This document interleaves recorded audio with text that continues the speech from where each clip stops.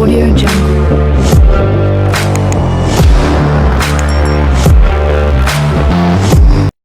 Hello ইন্টারনেটবাসী, কেমন আছেন সবাই? আশা করি ভালো আছেন। আপনার নামটা যেন কি? আমি রেজা সত্যবাদী। নামটা আরেকবার বলেন তো দেখি, মাথায় ঢুকে আনি। আমি রেজা সত্যবাদী। ঠিক আছে ঠিক আছে।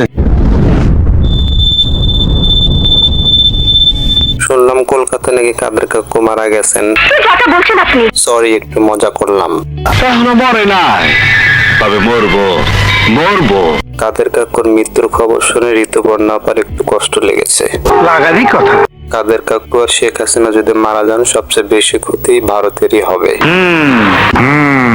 আপনারা কিছুদিন আগে দেখেছেন বিএনপির চেয়ারপারসন বেগম খালেদা জিয়া মারা গেছে। ওনার জানাজায় প্রায় লাখ লাখ মানুষ হয়েছে। শেখ হাসিনা এবং ওবায়দুল কাদের যদি এখন মারা যায়, তাদের জানাজায় 200 লোক হবে না। তরে কইছে তুই বেশি জানোস। আরে আপা, আমাকে বলতে দেন আগে। বলো বাবাজি। শেখ হাসিনা সহ আওয়ামী লীগের যেসব নেতা কর্মীরা ভারতে অবস্থান করছে, তারা যদি এই মুহূর্তে মারা যায়, তাদের জানাজা এবং দাফন ভারতে সম্পন্ন করতে হবে। কথা কি ক্লিয়ার না ভেজাল আছে? কারণ তারা যে পরিমাণ গুম, খুন, অন্যায়, অত্যাচার মানুষের উপর করেছে, আগামী 10 বছরে তারা দেশে ফিরতে পারবে না। নিঃসন্দেহে তুই ঠিক কথা বলেছিস। ভারতে বসে বসে তারা দেশটাকে ধ্বংস করার পরিকল্পনা করে যাচ্ছে প্রতিনিয়ত। ঠিক বলেছো। এই কেমন রাজনীতি তাদের? এই নোংরা রাজনীতির কারণে তাদের আজকে এই দুর্দশা। দেশ ছেড়ে বিদেশের মাটিতে পালিয়ে বসে আছে। কেন ভাই, সত্যি কথা শুনতে খারাপ লাগে?